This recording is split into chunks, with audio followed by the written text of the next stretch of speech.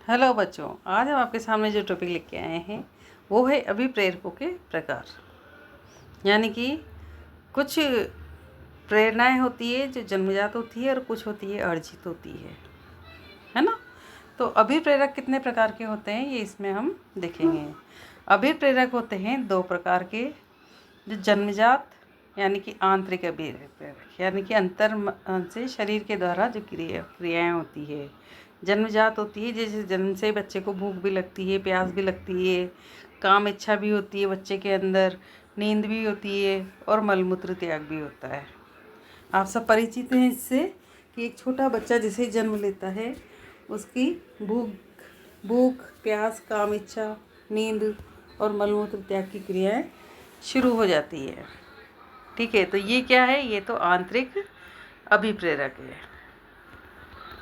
ठीक है। दूसरा होता है इसमें अर्जित यानी कि बाह्य अभिप्रेरक। जब बच्चे ने जन्म ले लिया, आंतरिक अभी जो क्रियाएं थी उसने सब कर ली, उसके बाद उसने तो जैसे जैसे वो बड़ा होता गया उसने कौन कौन सी चीज़ें अर्जित की, कहाँ से क्या सीखा, किससे क्या बनाया, किसने क्या सोचा, किस तरह से कार्य किया, वो सारा बाह्य अभिप्रेरक में आता है, या इसे अर्जित अभिप्रेरक भी कह सकते हैं। तो अर्जित अभिप्रेरक में जो दिए गए हैं इसके भाग वो पढ़ते हैं हम। उपलब्धि की आवश्यकता, है ना। कोई चीज़ किसी बच्चे के पास नहीं होता, खिलौने की दुकान पे जाता है, खिलौना देख के मचल जाता है, यानी कि वो उस खिलौने की आवश्यकता को महसूस कर रहा है। संबंधन की आवश्यकता, है ना, किसी चीज़ से रिलेशन बनाकर उसकी ज़रूरत को महसूस करना। सत्ता या स्तर की आवश्यकता, परिवार में बच्चा महसूस करता है कि उसकी एक पहचान बने, उसको बेटे के रूप में, बेटी के रूप में या परिवार के सदस्य के रूप में उसको मान्यता मिले। आक्रमणशीलता की आवश्यकता, जब उसको ऊपर कोई दुर्व्यवहार करे तो वो क्या करे, उसके साथ बराबर से बाजी बजाए, या यूँ कहना चाहिए कि बराबर से उसका सामना करे। अनुमोदन की आवश्यकता, वो चाहता है कि सब लोग उसको पसंद करें, उसके व्यवहार को, उसके कार्य को अनुमोदित करें। ठीक है ना। तो बाह्य प्रेरक कौन कौन से? एक तो उपलब्धि की आवश्यकता, जैसे जैसे उसकी उपलब्धि होगी वैसे वैसे वो कार्य करना शुरू करेगा। संबंधन होगा, सत्ता या स्तर की, अपनी सीट या अपनी जगह बनाने की इच्छा होगी।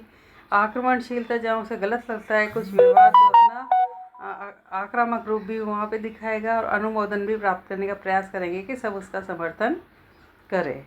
ठीक है ना। ये अर्जित और बाह्य अभिप्रेरक होते हैं। उसके बाद आता है मेस्लो के अनुसार अभिप्रेरकों के प्रकार। अब मेस्लो महोदय जो थे उन्होंने अभिप्रेरकों के जो प्रकार बताए हैं, एक तो जन्मजात अभिप्रेरक, एक अर्जित अभिप्रेरक। मेस्लो ने कौन से बताए? जन्मजात और अर्जित अभिप्रेरक। अगले महोदय हैं थॉमसन, जिन्होंने बताया स्वाभाविक और कृत्रिम। स्वाभाविक यानी कि व्यक्ति स्वभाववश से जन्म से ही जो क्रियाएं करता है ना, वो स्वाभाविक होती है। और कृत्रिम यानी कि जो उसने प्राप्त की है, कुछ नया बनाया, जीवन में कुछ हटके करके दिखाया है, वो कृत्रिम होती है। ठीक है। बात सब एक ही कह रहे हैं, बस बात तो शब्दों और उसका भावनाओं का थोड़ा सा इसमें फर्क है। तो मेस्लो ने तो क्या कहा है? जन्मजात अभिप्रेरक है, अर्जित अभिप्रेरक है। थॉमसन ने कहा है स्वाभाविक है और कृत्रिम है। अब गैरेट महोदय है जो कहते हैं कि जैविक, मनोवैज्ञानिक और सामाजिक।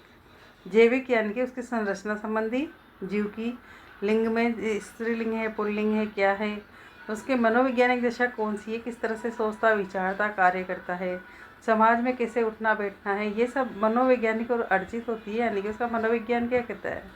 जैसे कोई इंट्रोवर्ट होता है, कोई एक्सट्रोवर्ट होता है। जो इंट्रोवर्ट होगा उसकी कम पहचान होगी, और एक्स्ट्रावर्ट होगा समाज में उसको सब जानते होंगे, उसकी पहचान भी ज़्यादा होगी, तो उसको लोग ज़्यादा वेटेज देंगे। ठीक है ना। तो जैविक तो है ही सही, यानी कि शारीरिक रूप से, है ना। और मनोवैज्ञानिक यानी कि उसका मन किस प्रकार का है, उसका व्यवहार किस प्रकार का है। और सामाजिक यानी कि समाज में उसका क्या स्थान है। तो ये सब किसने दिया? गैरेट महोदय ने तो दिया है जैविक, मनोवैज्ञानिक और सामाजिक। थॉमसन ने दिया है स्वाभाविक, कृत्रिम। मेस्लो ने दिया है जन्मजात और अर्जित।